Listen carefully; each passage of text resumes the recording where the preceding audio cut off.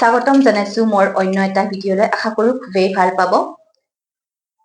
আজিও অন্য এটা ভিডিঅ'লৈ মই আপোনালোকক স্বাগতম জনাইছো। আজিৰ বিষয়টো হৈছে মূৰ্তিবোৰ যে নিৰ্মাণ কৰি থকা হৈছে সেই বিষয়টো। হয়, জুবিন গাৰ্গ ডাঙৰীয়াৰ প্ৰতিমূৰ্তি নিৰ্মাণ কৰি থকা হৈছে। ভাস্কৰ্য শিল্পীৰ হাতৰ পৰশত প্ৰাণ পাই উঠিছে, যেন প্ৰতিমূৰ্তিবোৰে জীৱন্ত ৰূপতহে প্ৰতিফলিত হৈছে তেনেকুৱা লাগিছে। আৰু চাই বা দেখি খুবেই ভাল লাগিছে, কাৰণ এইবোৰেই হৈছে আমি আমাৰ জাতিটোক পৰিচয় কৰাই দিয়াৰ সময়। আৰু এইবোৰ চাই হয়তো আমি আমাৰ নতুন প্ৰজন্মক এইবোৰকে আমি দেখাব লাগিব, শিকাব লাগিব।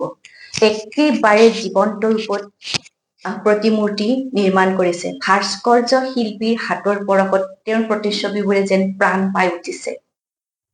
তেওঁলোকৰ হাতৰ পৰশক, তেওঁলোকৰ প্ৰচেষ্টাক, তেওঁলোকৰ কষ্টখিনিক সন্মান জনাবই লাগিব। সন্মান নজনালে কেতিয়াও নহব।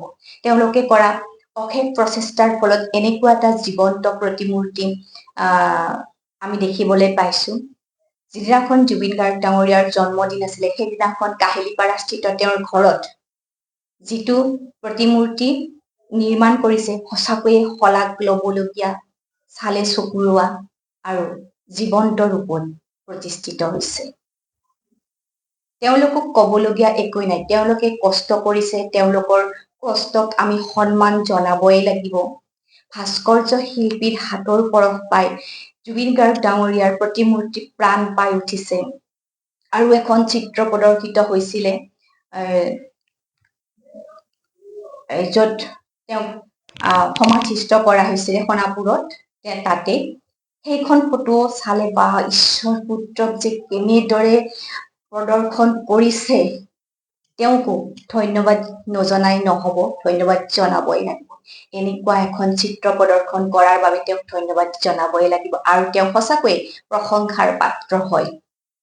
কিন্তু মই সকলোকে কোৱা নাই, এচামৰ কথা কৈছো।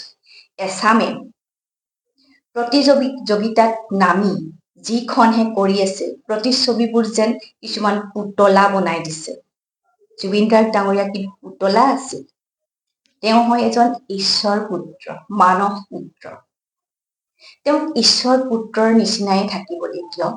আৰু তেওঁক যোনে সেই পুতলাৰ ৰূপ দিছে, মই তেওঁক কৈছো, তেওঁ অকমান অধ্যয়ন কৰক, সময় লওক। এমাহৰ ভিতৰত যে এটা প্ৰতিমূৰ্তি নিৰ্মাণ কৰি উলিয়াব লাগিব তেনেকুৱা কোনো কথা নাই। তেওঁ সময় লওক, তেওঁৰ প্ৰতি অধ্যয়ন কৰক। যেনেকে ভাইমন দাখন বনাওতে যিজনে তেওঁৰ কেৰেক্টাৰটো কৰিছিলে, তেওঁকে তেওঁৰ লগত ৰাখি তেওঁক অধ্যয়ন কৰাইছিলে। তেওঁ কেনেদৰে উঠে, বহে, খায়, এইবোৰ চাবলৈ দিছিল।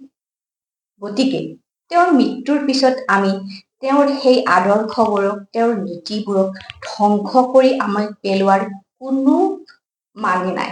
আমি ধ্বংস কৰি পেলালে নহব, সেইবোৰক আমি জীৱিত কৰি ৰাখিব লাগিব। গতিকে তেওঁৰ প্ৰতিমূৰ্তিবোৰ নিৰ্মাণ কৰিবলৈ লোৱা পদক্ষেপক আমি প্ৰশংসা কৰো, ধন্যবাদ জনাও, সন্মান জনাও। কিন্তু পুতলাৰ ৰূপত প্ৰদৰ্শন নকৰিব, কাৰণ সেইবোৰৰ মাধ্যমেৰে আমি আমাৰ নতুন প্ৰজন্মক চিনাকি কৰাই দিব লাগিব আমি আমাৰ ঈশ্বৰ পুত্ৰজনক।